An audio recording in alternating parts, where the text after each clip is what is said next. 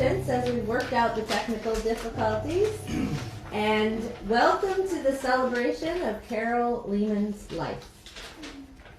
And that lovely prelude was by Lori, the music minister from Jim's church. And now we'll turn it over to Pastor Blakely, who is going to be our MC for the day. Good afternoon, everyone. Welcome to all of you here, and welcome to all of you online. I hope that you can hear us okay. If you can't hear us for some reason at any point, just let us know.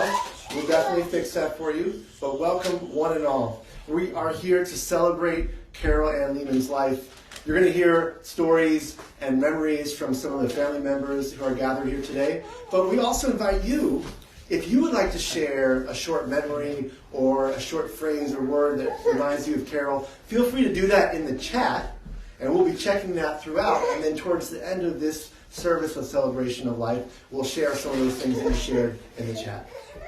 So we're going to start with a good old tune that the Leamon family likes to sing. Oh, the Lord is good to me. So if you know it, sing along. Oh, the Lord is good to me, and so I thank the Lord for giving me the things I need, the sun, the rain, and the apple seed. The Lord is good to me. Amen. Now, in my family, we sang that in a round, but we didn't have time to practice that. So that what you just heard is what you get. So I've been invited. I'm very honored, by the way, to be here. For those of you who don't know me online, my name is Josh, and I'm the pastor of Love in Action UCC in Hatboro, PA. I've known the Leamon family for quite some time. They're like, oh, we guys have known you a long time. That's right. We've been through a lot of things together. And so for me, this is an honor to be here and to share a little bit about Carol's life. And also just to share some thoughts that I have with you that I hope will be an encouragement to everybody gathered here and those of you gathered on Zoom. So you know that Carol was incredibly devoted to her family. But she was also devoted to the creation and care of a home. Indeed, Carol found home in many places. In church, in family, in education, in music. Her joy and her gifts resided in those places and in those people. Of course, Jim was Carol's life partner and husband on that journey from home to home, whether in a well-decorated home and a comfy bed in Jersey, or on the floor of Lancaster Seminary with no money. They went from home to home together. Of course, Carol found a passionate home in education, in teaching, in school, and she also felt right at home with the great belters of the world like Barbara Streisand, with whom she was well acquainted. And Carol was a person of faith. She would appreciate, I think, some words from Jesus of Nazareth in the Gospel of John, words that Heath is going to share later in a more fuller version, and I'm going to share the second part of that passage. And here's the context for that story. So Jesus' closest friends, their chosen family, they were all sad. Why? They still had Jesus with them, but his death seemed inevitable. So they were scared, they were doubtful, they were feeling lost. So Jesus said, don't let your hearts be troubled. Listen, in my Abba's house, there are many dwelling places. If it were not so, would I have told you that I go to prepare a place for you? And if I go and prepare a place for you, I will come again, and I will take you to myself, so that where I am, there you may be also. And you know the way to the place where I'm going. Well, Thomas said to him, Lord, we do not know where you are going. How can we know the way? Jesus said to him, I am way, I am truth, and I am life. Friends, there are many, many rooms already prepared. God doesn't deal with no vacancy signs. Even when we feel the most vulnerable or sad or unsure, there is a way prepared. It's a way of love and of peace and of joy. And this is Carol's home. And no doubt, she's belting out something right now from either A Star is Born or Hello Dolly or Funny Girl, something like that, because Carol was and is at home singing. And listen, I heard she went to like 85 plus musicals. And the fact that the last one that she saw was Hamilton is fitting. Why? Because Carol knew that she was the one thing in life she could control. She was inimitable and original. She wanted to be in the room where it happens. Carol knew to look around, and how lucky she and all of us are to be alive right now. So friends, today and every day is an opportunity to remember her name, to keep her flame, to tell her story. This is how her love legacy continues, with the tantalizing smell of popcorn, which I love, with Broadway tunes and church hymns in harmony, to celebrate Carol, loving wife, mother, grandmother, friend, inspiration, role model, fighter, determined, strong, resilient, courageous. To close, the Leamon family told me a story. A couple of hours before Carol passed away, surrounded by family, she was able to verbalize one word. With a big smile on her face, she simply said, God. The smiling continued. She had lived a full and joyful life. Carol was ready to rest. And what a gift that is. What a gift that is. Friends, we all spend a short time on this earth. We don't know how long. But one thing is for sure, life swiftly passes. And so as much as we can give ourselves a gift by appreciating the present moments, the love we share with our family of origin and our chosen family. And like Carol, may it be our gift to ourselves and each other to sing without ceasing, to love without limits, to live with kindness and curiosity and community around us. For blessed are the merciful, for they will receive mercy. Blessed are the pure in heart, for they will see God. Blessed are the peacemakers, for they will be called children of God. And now, friends, we're probably all going to cry. Just warning you, fair warning. I'm going to invite Kimberly to come and sing Memories.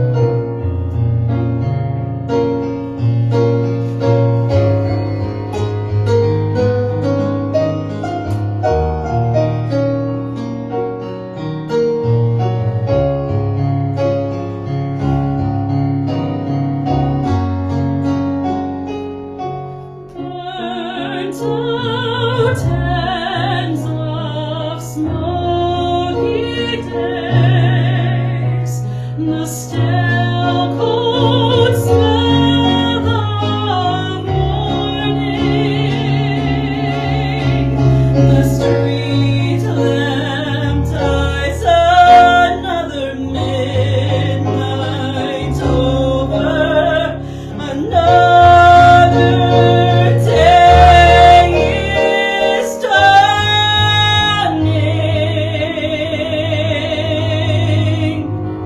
Touch me, it's so easy to leave me all alone with the memory of my days in the sun. If you touch me, you'll understand what happiness is. Look, a new day will begin.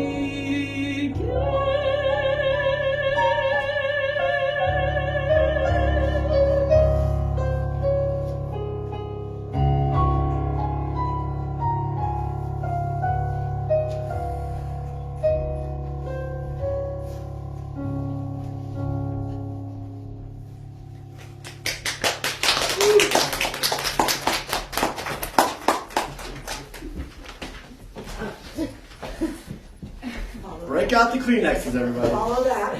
Now I invite the Leamon family to come to share some scripture with us.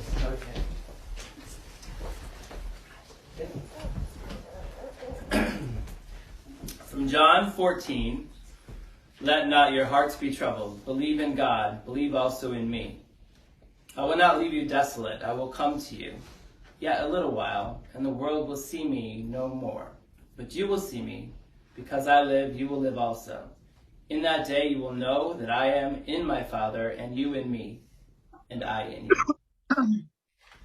Ecclesiastes 1-4. There is a time for everything, and a season for every activity under the heavens. A time to be born, and a time to die. A time to plant, and a time to uproot.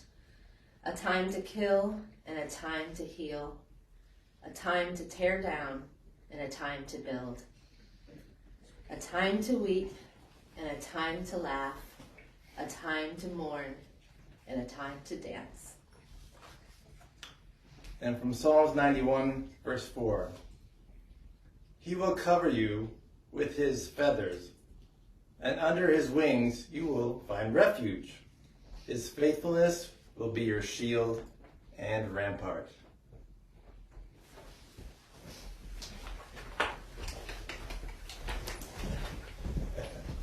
So we heard the song memories, and now we're going to hear some memories from grandchildren. And memories are stories that, again, continue to light the flame of our relationship with folks. And so I invite those who are sharing memories to come forward.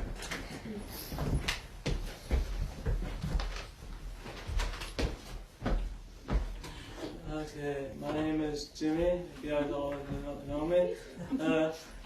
Some of us do. I am.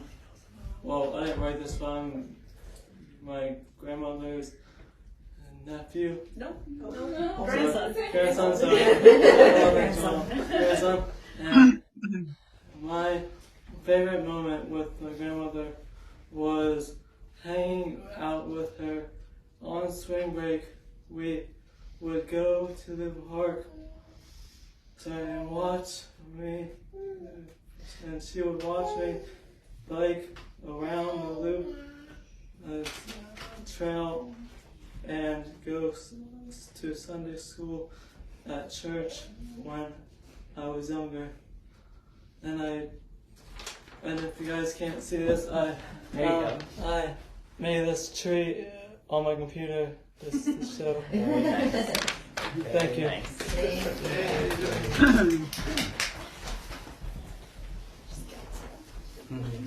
Hi all.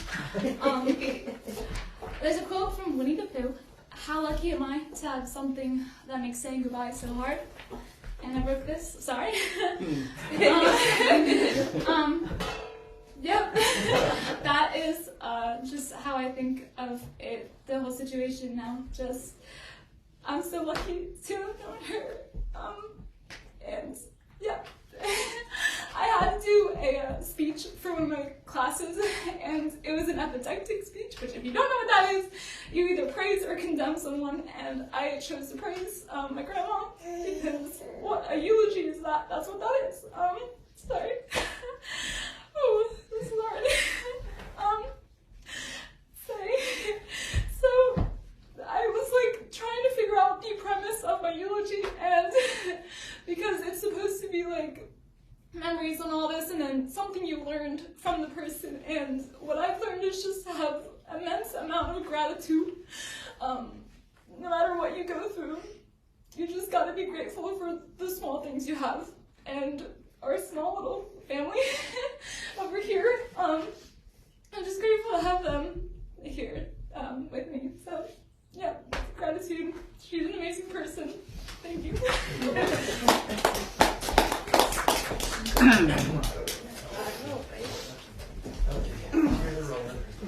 Hello. After my sister has made me cry, let me speak. I was holding it together till now. My grandma and I share a few things that she shared with me, and one would be her middle name, and woo, that was me. That's passed on to me. And second, of course, would be her undying happiness. She would always try to bring the positivity into the room. She never really let anything get her down, so that's one thing that I do try to uphold within myself, try to see all the best in everyone and everything, and power through things that are hard, which she did very, very much so. And the third thing, of course, that she shared with me is music. Her love of music, her gifted voice, which has a beautiful voice, her just endless happiness and joy when music is playing, which music would always be playing in the house. You come over and you hear some music playing. It could be anything from musical theater, classical music, some pop music could be playing. And you know, we've seen shows together, we enjoyed operas together, and it's just one thing that I just will remember always every time that I'm sharing a song.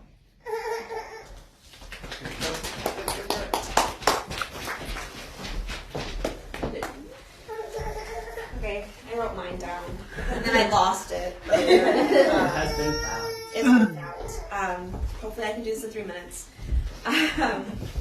My grandma had an insatiable curiosity. She could ask you 20 questions, or even the same questions 20 different ways. She always wanted to learn, to understand, to give you her undivided attention. As I was growing up, there were times where it felt like an interrogation rather than a conversation.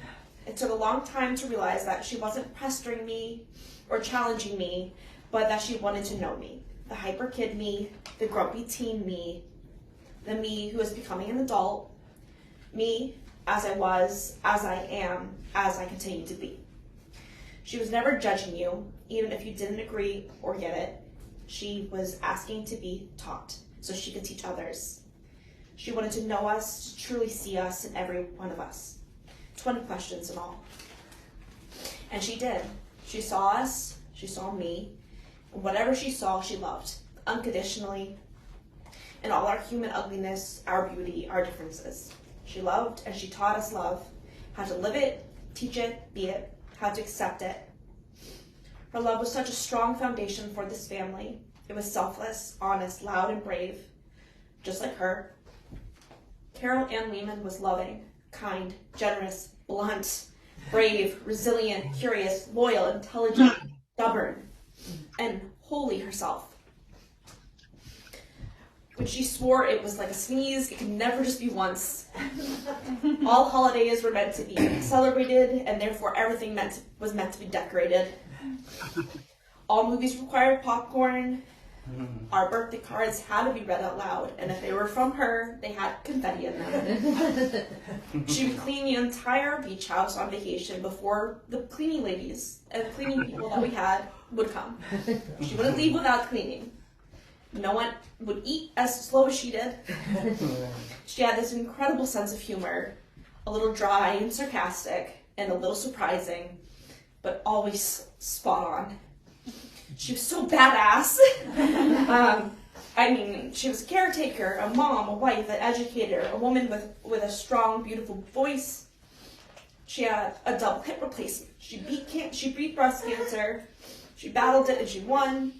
And she was diagnosed with leukemia. And while her husband was diagnosed with dementia, and she kept her promises. She got to meet her second grandchild, who's crying, her great-grandchild. She went into remission, which was awesome, and we didn't know it was going to happen, and it did. And she might have lost her fight with cancer, but she lived her life to its fullest. She is an inspiration. She spent her life selflessly, but also authentically. She's not gone, not really, because she was never the type of person who could leave without leaving a lasting impression. I miss her, we all miss her. That will never stop, but having been loved by her, I can say truthfully that I know what it means to be loved. Thank you.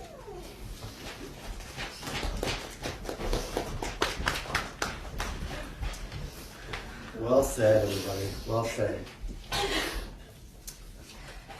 Well, it's my honor to read a poem written by Brett Leamon, who would love to be here today, but of course, flying across the coast is not easy these days. So I hope that I do it justice, Brett. This is a poem written by Brett Leamon. Time is such a great weapon against life's rough dealt hand. Yet play on we must with the cards dealt us. No need to ponder nor grab at straws for unknown answers to relentless questions in one's head. Each day marks a chance, a new beginning, to experience more of the sly, ever-sought future. Thankful and happy your lives have been. Happy and loving your lives will still be. All is within grasp. For loneliness never exists where love is found. Such is true in our family, for widespread it spans. Spend little time on times past to spend precious time on the now. Yet more time still facing the morrow.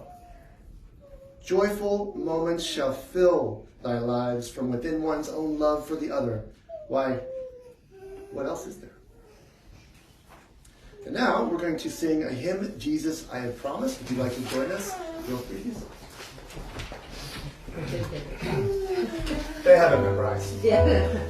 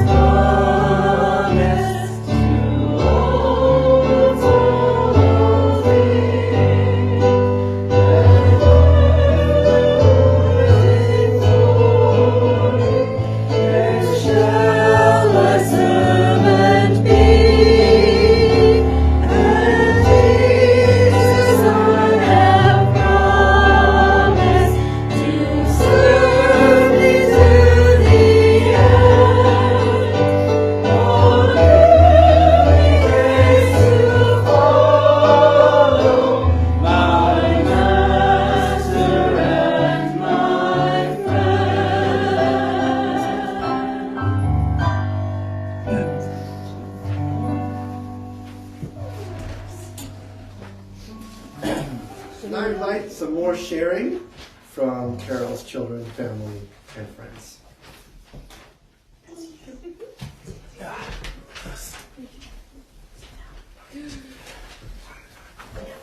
Whew. Glad there was a break there after Chloe's got me crying. So this is kind of a note to my mom and to everyone. Mom, thank you, Mom, for being the most caring, loving, and forgiving person. I was the luckiest of all to live with you the longest. You made life easier and had an appreciation for all the little things every day. A consistent communicator and a listener every day. You have shaped me, Jim C. and Dawn, and all of us, into kind, creative, and thoughtful kids. And we continue to follow your example with our family and our friends. You are the good voice in my head, the kindest spirit that will still be there, getting me and all of us through the good times and the bad. Such a good role model, great friend, a life so well lived. Thank you. I love you.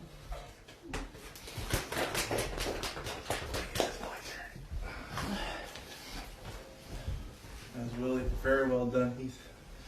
Thanks. Wow. Okay, this is not easy. Thanks for everybody joining us today on our special day. Thanks, Mom. Mom has been here ever since she passed. Flickering lights. I wanted to share a special Mom and me story with you and someone one-liners, but the brain can't put the story together in any entertaining way, so your one-liners is what you have. I'm sorry about that.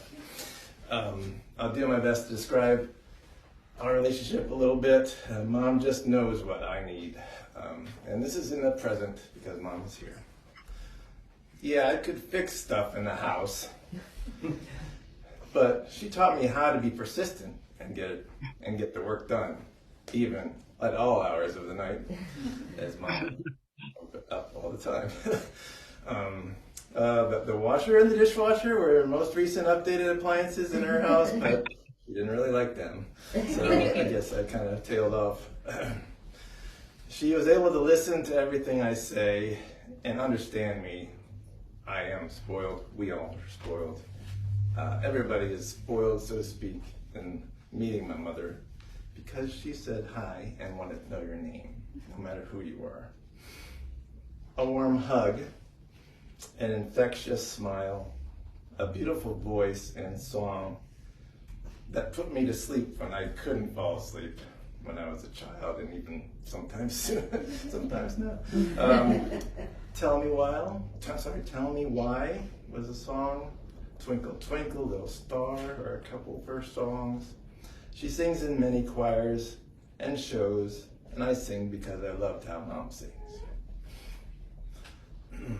A special worship leader who teaches from the heart, a cheerful supporter to the family at all times. Not a great driver, cars that is. She always found a way to get from point A to point B. Somebody else was driver somewhere, and we would get, and others were told, okay, you're taking me from here to there, and that's what we're doing, and that's fine. I fell out of the car once when I was a kid. I saw an accident up close. It was exciting at times. But Mom was no problem. She knew what she couldn't do and could do, and she liked to have be driven in her later years. Popcorn, movies, creme de menthe, music, Jeopardy, The Crown, Barbra Streisand, Whitney Houston, Broadway, and a cheerful supporter to everyone she meets. She's a financial wizard. Anybody that grows up in a pastor's house has no money. So management of money was A1, and she was the boss. She took on the job, did it well. I respect her ability to do that, and have done my best to do the same.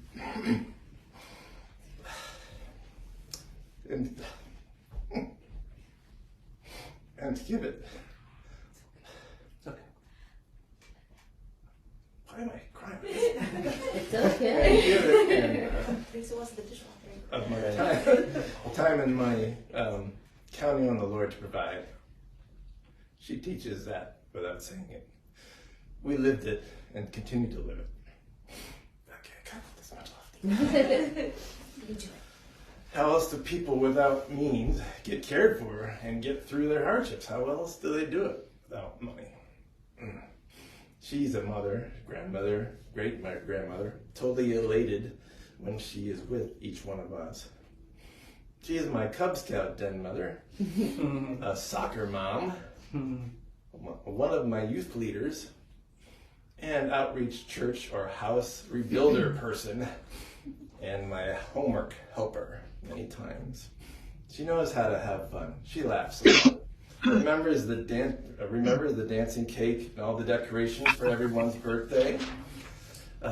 Plays board games, bakes cakes, pies, and lasagna. We have that today thanks to Ange, and we had it a few days, and just amazing. Lasagna. You guys have to try it sometime. Just let us know. We'll give some to you. Your new side business. Let's check it out. Mom just knows just when to reach out and talk to you. Many a cheer me up call during the day. Priceless. Mom is a guide in life and has always showed strength in the face of uncertainty. Always. My parents not only are the reason I'm here, they are also teachers that go out before me and show me the way to love by what they do. It's who they are. They love life. Mom is love. I love you, Mom.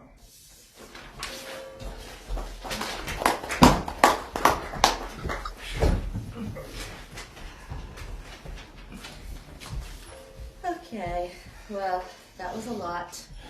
Thank you. So I think I wrote about 18 pages and said that's a little much, and I just couldn't figure out what I wanted to say. So mine's a little short.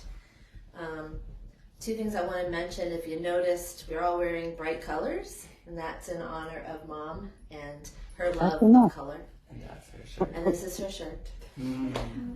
And her famously decorating tree every season with all the different seasons, and this is decorated with pictures of her.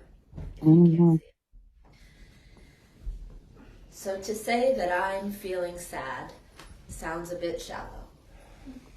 Words can't adequately explain how I'm feeling or convey what I want to say.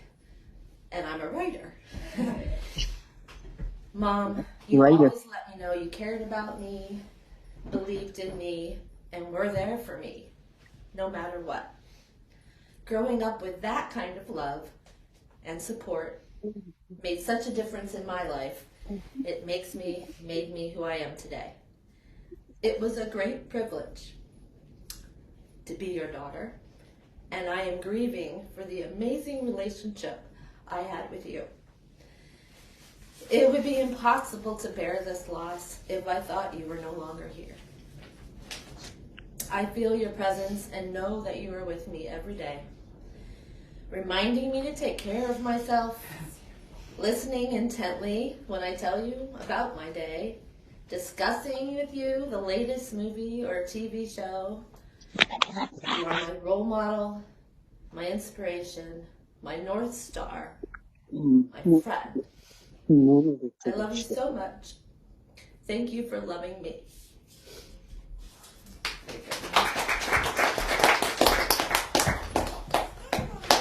Thank you. Diane. Oh, you're coming next. Good. Yeah, okay. I'm supposed to say last, but the best. Oh. That's you. I was going to say, were there any Zoom comments too?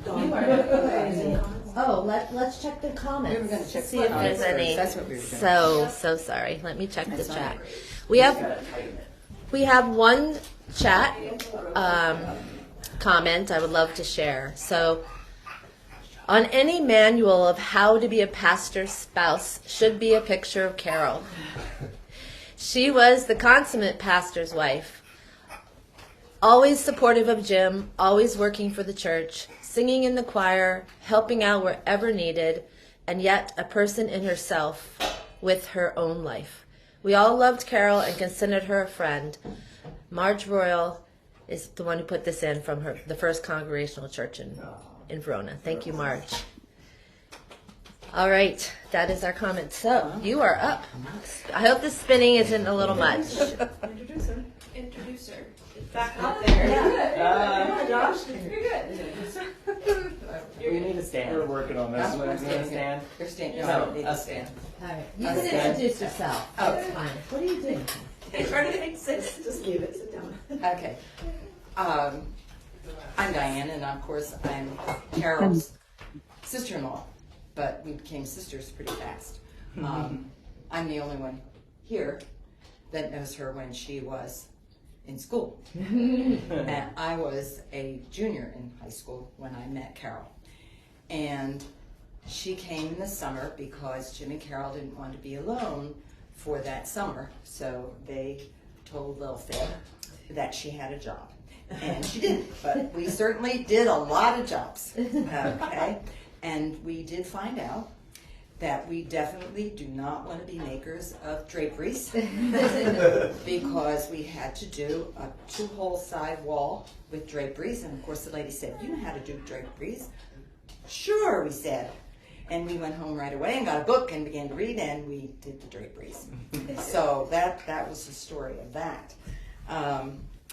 Then, of course, they got married, and everybody went out there from the family, 4 cars. There we go. More cars. 4 cars, at least, of family went out for this wedding. Wow. And we got married in 103 temperature. And all the family laid on the floor of the apartment that they were going to move to. So that was very exciting.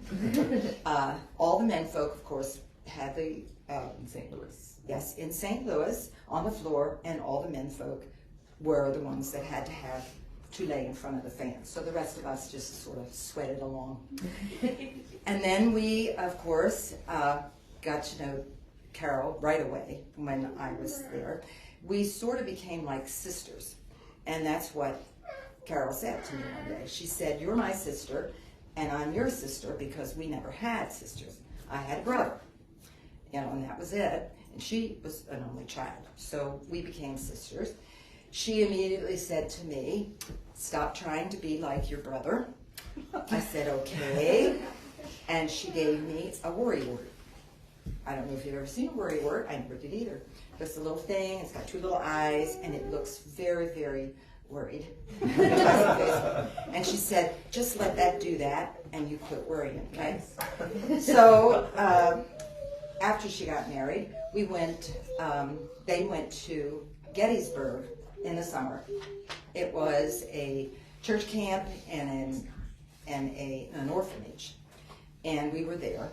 And Carol decided that she and I should go into Gettysburg, and she drove. Okay, and we got there, and we parked, and we looked around. It was a nice little town at the time. It's big now if you've not been to Gettysburg. And pretty soon, we decided to leave, and on the car window was a ticket. Okay, Carol goes, "What's that?" I said, "Looks like a ticket to me." And it said that we had parked illegally. She said, "We're not parked illegally. We're in our lines, and you stay here. I'm going in the courthouse." I said, "Okay." I didn't know her that well. She went in, and about 35, 40 minutes later, she comes out. I said, "Well, what happened?" "Well," she said, "we discussed this." Now, if you've ever had a discussion with Carol, it's long. And she is right. She will prove to you that she is right.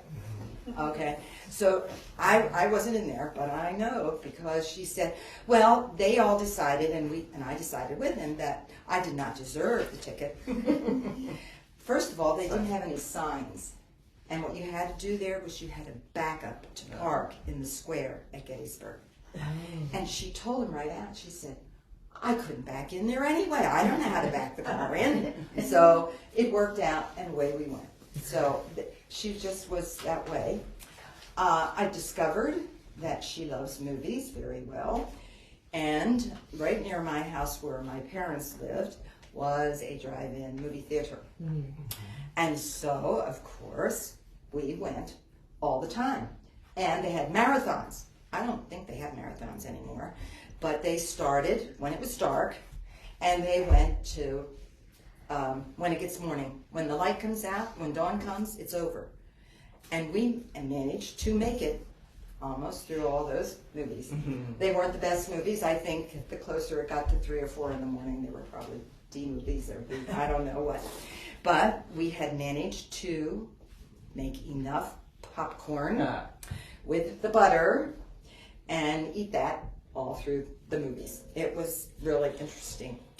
When I was in college, they were in seminary, and one day I was going to class, and I walked to the door, and couldn't open the door. Here I wound up with tendinitis in my freshman year of college, and told by the doctor that you cannot write. Okay, so I had a class where I was going to have the grade was only writing a paper. Okay, I said to Carol, because of course I was already worrying. She said, "You got the worry word?" And I said, "Yes, it's not helping." And she said, "I will help you." So I gave her all the stuff that I gathered about this paper, and she typed it up, and we handed it in, and we passed. So who would do that but a sister? She saved me there. Oh my goodness. Then when Quentin was little, now Quentin he's going to be 40. Okay, we were up in Nanacook, I believe it was, and we went to the food store. Now I never went to Carol with the food store. You may not know this because I think she improved on this. We started in this store, and I think the first thing we came to was peanut butter. And she took the jar, and she turned it around, and she read everything on it, and then she put that back. And then she went over to this jar of peanut butter, and then she went to that jar of peanut butter. Needless to say, it took about 10 to 15, 20 minutes to get one jar of peanut butter. So when we were there, with little Quentin and everything, it took us 2.5 hours to shop. And now Heath has told me later that she's gotten much faster. But I remember doing that, and I just thought that was something else. Now, every time they moved, which was a lot, I tried to be there to help out, okay, because they helped us when we moved, because we moved 11 times. I don't remember and didn't count how many times you guys moved, but we were there together. And the most important thing, when we were moving in, of course, let's get the beds done, but the other thing was, where is the ice cream store? Does it have ice cream cake? So we started that very early. Yeah. When you were a baby and when she was a baby, we always had a place where the ice cream was. 8 times. Huh? We moved 8 You moved 8 times. Okay, got to beat by 3. Okay. Yeah, so that was cool. And of course we had to make sure they had peppermint stuff, because peppermint and cream mint and that kind of stuff, yep, always. Then of course we used to play bridge with them all the time. And of course when we finally got all the kids to bed and everything, bridge was about 10 o'clock at night. So we were doing really well, but Carol would tend to fall asleep off the moment. And Fred would say, "I know what she's doing. She's helping us forget what's been played so she can win," because she would fall asleep. It was funny. And we had a good time. We really did. So then we started going to places. First thing we did was we went on a cruise to Alaska, okay? And of course, if you know, because somebody brought it up, she needed hip surgeries. Well, she was in a lot of pain, but she was determined that, yes, we're going to go on this cruise. We're going. So she is very adventurous. I'm a little bit every once in a while. So they all decided that we should do the excursion of Mild Rapids. Mild Rapids. I didn't believe it. I said, "I don't think this is good." Mild and rapid. So we go to this place, and they put us in boots that go up to your hips. And I thought, what do we need those for? We're going to sit in a boat, right? Oh, okay. We were in a raft, rubber, okay, and we wound up in the first 3 seats. Your mother, myself, and Uncle Fred, and your dad was behind, okay? And the guy told Fred that as soon as we started, it was his job to keep bailing water because we could not be able to stand frozen water that would be on our bodies if he didn't keep doing that, because it's from the mountains. Believe me, it was ice cold, and I still remember. And if you've never been in rapids, it's exciting. everything disappears in front of you. The water's gone, and there is the stones and everything. And then all of a sudden it's all there and you're all wet. And there's Fred and your mother is going, wee, and I'm going, oh. But we made it. Okay, and when we got done at the river, the biggest eagle that you ever want to see, bald eagle, plopped right down next to us. She and I were going, wow, that really is a big bird. I mean, so that was really cool. And she was fine. And, you know, we just had the best time. We went to Italy. We went to England, went to Polperra, if you know this, a little fishing village. Nice. And when they ring the bell, everybody in town goes to the fishing village and processes the fish, and then it goes out in the truck, and it's pretty cool. But what we did, okay, is we walked from Polperra all the way to Loo. It took us all day. Not to the And, bathroom. and your father walked right into a cow, and then we had to watch for the sheep, and we had sheer drops down to the ocean there, and we got to Loo. And then we knew they had pasty there, of course, so we had to have the pasty. But then, when it was almost dark, we said, look, we just can't walk back. I mean, in the dark, are you crazy? So we actually got a ride with a taxi, and we actually kissed the ground when we got back because the taxi driver in these little roads and the walls, like both sides were like hedges you couldn't see. And he's driving through there like crazy, and we're all sitting there just, okay. And Carol's going, it's interesting, isn't it? Yes, it was, Carol. So through all of this that we did so much together. And we unfortunately got breast cancer at the same time. And we would text. She got real good at texting. I was not as good as she. I'd rather call sometimes. So she and I both helped each other get through that. It's really long text, right? It's really Long. I mean, I didn't know you could make that long of a text. I didn't know that. And so she would text me, and then unfortunately we got the leukemia thing at the same time. She had different leukemia than I had. And we said, well, we're going to get through this one way or the other, and we would talk all the time. And I consider her my sister. And who will I text when I need her? I don't know. Anyway, this is what I want you to know. You should always enjoy life, every single minute. I learned that from Carol, and not to worry, because things work out. Mm-hmm. All the worrying in the world won't change what's going to happen. And to sing. I've always sung, and it was really neat that I met somebody who had lessons and everything, because I just sang and help everybody. That's what we're here for, and to enjoy the world. And she definitely enjoyed every one of you and loved every one of you to pieces. Okay, and she is here right with us, and I want to tell you, while you were talking, there was a whole flock of birds. We had, this is for the robin. He has been here, or she has been here since we started. And she's come and gone, but she keeps coming back right there. I see her. And she is there again. I don't care what you believe. God is taking care of us. And Carol, I keep in touch. Thank you. I need one of those worrywart things. Yeah, You know, I know. I was thinking the whole time, can I get one? Some googly eyes. Right, exactly. Who doesn't need that? Everybody needs that. Do we have any more memories from folks online, or are we good? Let me check. Oh, sure. Sorry for the spinning about. We do have a few more. Okay, we do. Okay. So we were friends with Carol through the Garden State Chorale. When Carol first told us she was sick, we tried to figure out how we could help and comfort her. During this journey, we found that she helped and comforted us during the most difficult time. While she was so sick, she also met us with a smile and asked how we were doing, even 2 days before she passed. She is an inspiration to us all, and we will feel her presence in all the days ahead. Carol, we will miss you and love you forever. Love, Joni and Ray Perry. I was visiting Holy Trinity UCC in Willingboro in my capacity as an associate conference minister serving the New Jersey Association when I first heard of Carol's death. Within a few hours, people from throughout the state of New Jersey were sharing stories about Carol. While I never had the chance to know Carol personally, I felt blessed to meet her through the many, many lives she touched.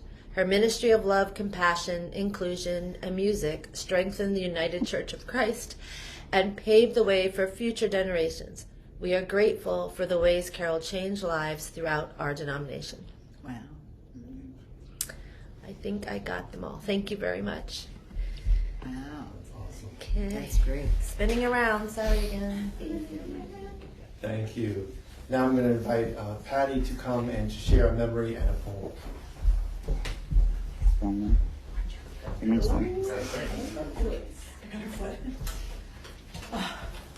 told myself I wouldn't cry, but I've been crying since we practiced. Because when my daughter sings, she just gets me.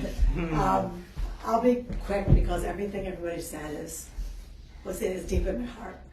I see my mom. I see my mother-in-law as my mom.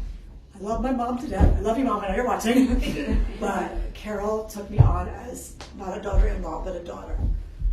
I see her in each of my kids: the music, dancing, adventure, and movies. And when Mom FaceTimed all of us to tell us that she was deciding to go into hospice care, she told us all not to cry. And she said, "Don't you dare cry." And of course that made us all cry more. She said, "Don't you dare cry. I've lived a wonderful life, and I want to enjoy these last few days with you." I got to spend a few hours with her in the hospital before she came home for hospice. And she gave me some instructions. I'm not going to say all of them because they're personal between us, but she told me to take care of so-and-so and so-and-so and so-and-so. And this is how you should take care of your son especially, and et cetera, et cetera. And she basically in her weakened state was able to just pass the torch to me in some areas. Big shoes to fill. Big shoes to fill. And then when I saw the poem that I'm going to read, it's exactly what she told us. And I will always have, I have Hamilton playing in my car nonstop. Chloe was in my car the other day. I played it. Yeah. Chloe borrowed my car the other day, and it's nonstop in my car. Jimmy hates it now. Now Jimmy's like, Hamilton again. But it's nonstop in my car. And I'm determined at 56 years old to learn all the music, including the rap songs. I might not be able to do it, but I'm determined. And Hamilton was a last hurrah, and it was just wonderful to have that memory together. And I see her great grandbabies, and someday there'll be some more great grandbabies eventually. I'm not pushing anybody, don't worry. But eventually. And the poem is called "When I Must Leave You" by Helen Steiner Rice. When I must leave you for a little while, please do not grieve and shed wild tears and hug your sorrow to you through the years. But start out bravely with a gallant smile, and for my sake and in my name, live on and do all the things the same.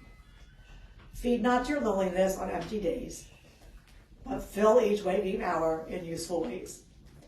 Reach out your hand in comfort and in cheer, and I in turn will comfort you and hold you dear. And never, never be afraid to die, for I am waiting in the sky. And she's also there with my dad, who passed away 13 years ago. Love you, Mom.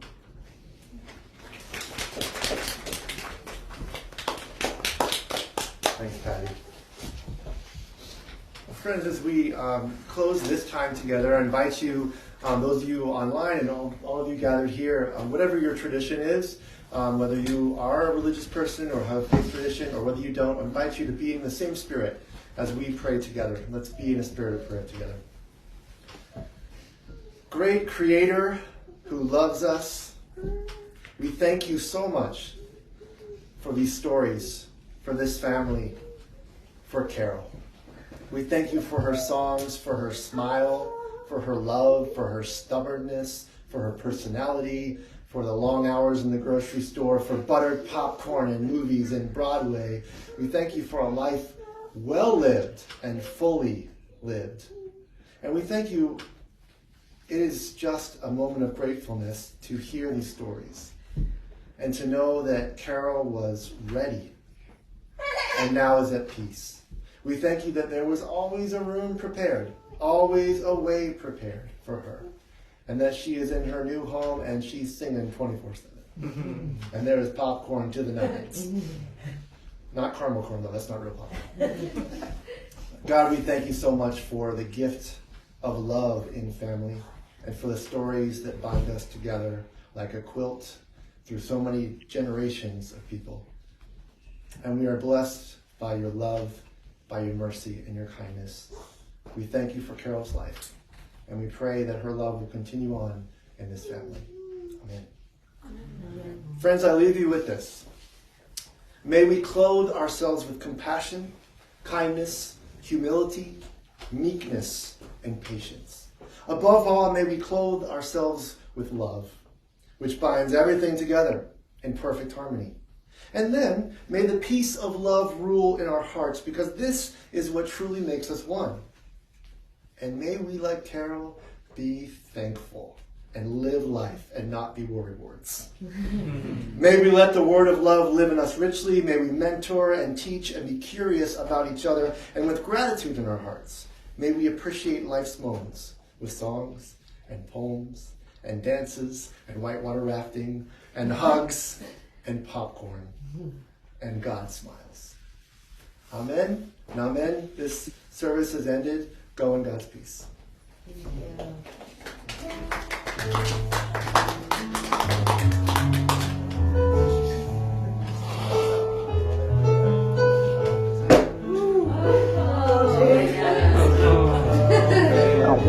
Welcome back.